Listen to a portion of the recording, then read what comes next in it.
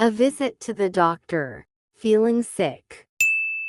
Yesterday morning, I woke up feeling terrible. My throat was sore, my head was heavy, and I couldn't stop coughing. I tried drinking some warm tea with honey, but it didn't help much. When I checked my temperature, it was a bit high. I thought, maybe I caught a cold or the flu. So, I decided to go to the small clinic near my house. I put on a mask, grabbed my health card, and left. At the clinic, the waiting room was quiet and smelled like hand sanitizer. A few people were sitting with masks, looking tired like me. After a few minutes, the nurse called my name. She smiled and said, "Hi, come with me." In the small room, she checked my blood pressure and temperature. Then she said, "The doctor will see you soon." I waited for about 10 minutes,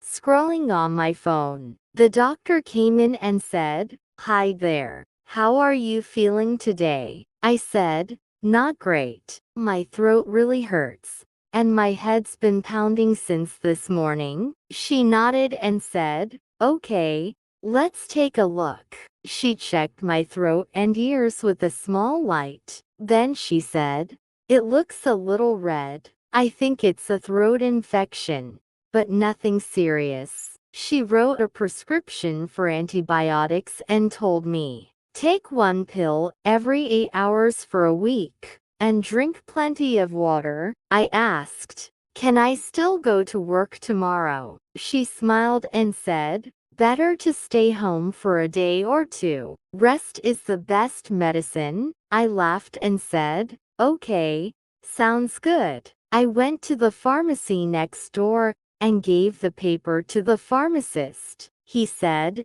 "It'll be ready in about 10 minutes." While I waited, I bought some cough drops and a bottle of water. When he called my name, he gave me the bag and said, "Take the first pill after you eat something." I thanked him and went home. At home, I made some soup and took my medicine. The warm soup felt really good on my throat. I turned on the TV and watched a show for a while. Then I texted my friend, "Can't hang out today, I'm sick." She replied right away, "Get some rest and feel better soon." I smiled and thought, I'm lucky to have good friends. Before going to bed, I felt a little better. I set my alarm for the morning, hoping tomorrow would be easier. Thanks for listening to this story. See you in the next video.